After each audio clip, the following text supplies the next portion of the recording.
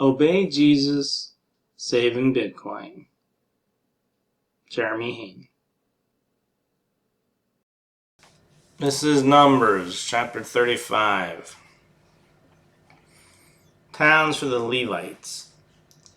While Israel was camped beside the Jordan on the plains of Moab across from Jericho, the Lord said to Moses, "Command the people of Israel to give to the Levites from their property certain towns to live in, along with the surrounding pasture lands. These towns will be for the Levites to live in, and the surrounding lands will provide pasture for their cattle, flocks, and livestock. The pasture land assigned to the Levites around these towns will extend 1,500 feet from the town walls in every direction. Measure off 3,000 feet outside the town walls in every direction, east, south, west, north, with the town at the center. This area will serve as the larger pasture land for the towns. 6 of the towns you give the Levites will be cities of refuge, where a person who has accidentally killed someone can flee for safety. In addition, give them 42 other towns. In all, 48 towns with the surrounding pasture land will be given to the Levites. These towns will come from the property of the people of Israel. The larger tribes will give more towns to the Levites, while the smaller tribes will give fewer. Each tribe will give property in proportion to the size of its land. Cities of refuge. The Lord said to Moses, "Give the following instructions to the people of Israel. When you cross the Jordan into the land of Canaan, designate cities of refuge to which people can flee if they have killed someone accidentally. These cities will be places of protection from a dead person's relatives who want to avenge the death. The slayer must not be put to death before being tried by the community. Designate 6 cities of refuge for yourselves, 3 on each side of the Jordan River and 3 on the west in the land of Canaan. These cities are for the protection of Israelites, foreigners living among you, and traveling merchants. Anyone who accidentally kills someone may flee there for safety. But if someone strikes and kills another person with a piece of iron, it is murder, and the murderer must be executed. Or if someone with a stone in his hand strikes and kills another person, it is murder, and the murderer must be put to death. Or if someone strikes and kills another person with a wooden object, it is murder, and the murderer must be put to death.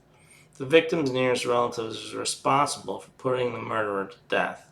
When they meet, the avenger must put the murderer to death.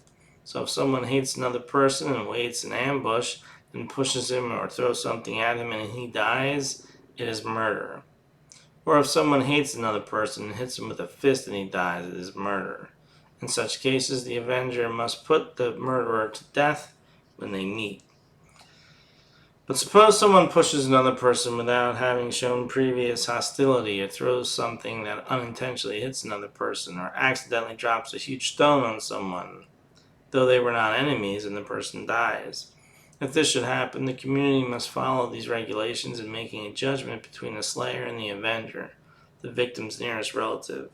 The community must protect the slayer from the avenger and must escort the slayer back to live in the city of refuge to which he fled. There he must remain until the death of the high priest who was anointed with the sacred oil. But if the slayer ever leaves the limits of the city of refuge and the avenger finds him outside the city and kills him, it will not be considered murder.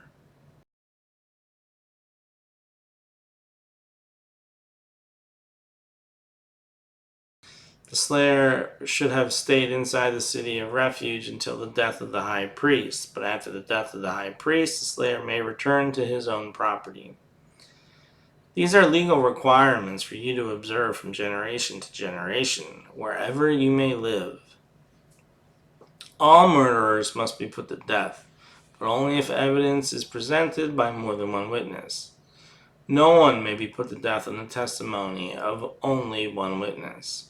Also, you must never accept a ransom payment for the life of someone judged guilty of murder and subject to execution. Murderers must always be put to death. And never accept a ransom repayment from someone who has fled to a city of refuge. allowing a slayer to return to his property before the death of the high priest. This will ensure that the land where you live will not be polluted, for murder pollutes the land, and no sacrifice except the execution of the murderer can purify the land from murder. You must not defile the land where you live, for I live there myself. I am the Lord who lives among the people of Israel. Obey Jesus, saving Bitcoin. Jeremy Hain.